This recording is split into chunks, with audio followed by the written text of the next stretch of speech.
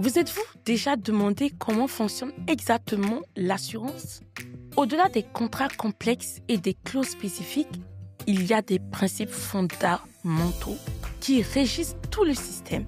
Aujourd'hui, on va plonger au cœur de ce qu'est l'assurance en explorant ses piliers essentiels. Le principe de l'assurance, comment ça marche vraiment? Bonjour à toutes et à tous et bienvenue dans ce nouvel épisode de notre podcast. Après avoir parlé des exclusions, il est temps de revenir aux bases. Quel est le principe de l'assurance? Pourquoi payons-nous des primes chaque mois ou chaque année? En fait, l'assurance repose sur quelques idées simples mais puissantes. 1. La mutualisation des risques. L'union fait la force. C'est le principe fondateur de l'assurance. Imaginez, chacun de nous est exposé à des risques. Un accident de voiture, un dégât des eaux, une maladie, un vol. Si ces risques se réalisaient, les conséquences financières pourraient être dévastatrices pour une seule personne. La mutualisation, c'est l'idée que beaucoup de personnes contribuent financièrement à un pot commun pour se protéger mutuellement contre un risque qui ne touchera qu'une minorité d'entre elles. Pensez à une grande cagnotte. Des milliers, voire des millions de personnes versent une petite somme, la prime. Quand un sinistre survient chez l'un des contributeurs, c'est l'argent de cette cagnotte qui est utilisé pour l'indemniser. L'assureur est l'organisateur de cette cagnotte, celui qui la gère, évalue les risques et redistribue les fonds. Cela signifie que le coût d'un gros sinistre, qui serait insupportable pour un individu, est réparti sur un très grand nombre de participants. C'est ça la force du collectif. 2. Le hasard et l'aléa. L'événement imprévisible. L'assurance ne peut fonctionner que si le risque est aléatoire, c'est-à-dire incertain et imprévisible. On n'assure pas un événement dont on sait qu'il va arriver à coup sûr ou dont on peut contrôler l'occurrence. Si je sais que ma maison va brûler demain, je ne peux pas souscrire une assurance incendie aujourd'hui et m'attendre à être indemnisé. Ce serait de la fraude. L'assureur se base sur des statistiques pour évaluer la probabilité qu'un événement survienne. Par exemple, combien d'accidents pour 1000 voitures, combien de cambriolages dans une zone donnée. Mais pour un individu donné, le moment et la nature du sinistre restent incertains. C'est cet aléa qui justifie l'existence de l'assurance. 3. L'intérêt d'assurance, la légitimité de la protection.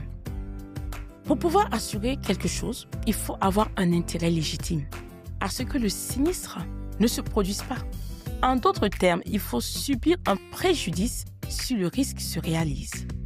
Je peux assurer ma voiture parce que je suis son propriétaire et que sa destruction me causerait un dommage financier. Mais je ne peux pas assurer la voiture de mon voisin si je n'ai aucun lien financier ou juridique avec elle, sauf si je suis responsable d'un dommage que je lui causerai. C'est un principe essentiel pour éviter les abus et s'assurer que seuls ceux qui sont réellement touchés par un sinistre sont indemnisés. 4.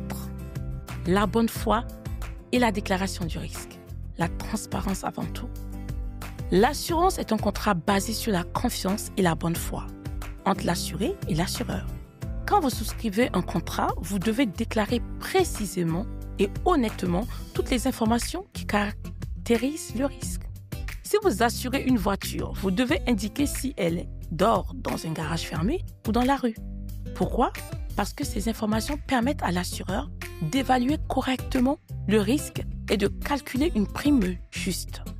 Si vous faites une fausse déclaration, volontaire ou non, cela peut entraîner des conséquences graves comme la nullité du contrat et la réduction de l'indemnisation en cas de sinistre. La transparence est donc la clé d'une relation d'assurance saine. 5. L'indemnisation, réparer sans enrichir. Le but de l'assurance n'est pas d'enrichir l'assuré, mais de le remettre dans la situation financière où il se trouvait juste avant le sinistre. C'est le principe indemnitaire. Si votre voiture d'une valeur de 10 000 € est détruite, L'assureur vous indemnisera à hauteur de 10 000 euros, moins une éventuelle franchise. Vous ne devez pas gagner d'argent grâce au sinistre. Ce principe est fondamental pour éviter la fraude et les sinistres volontaires. En somme, l'assurance est un mécanisme ingénieux de solidarité financière face à l'imprévu.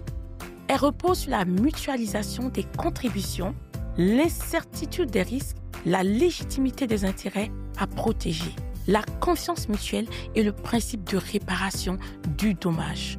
Comprendre ces fondations, c'est mieux appréhender son contrat et faire des choix éclairés pour se protéger au mieux. La prochaine fois que vous paierez votre prime d'assurance, vous saurez que vous participez à un vaste système de protection mutuelle. Avez-vous d'autres questions sur le monde de l'assurance? N'hésitez pas.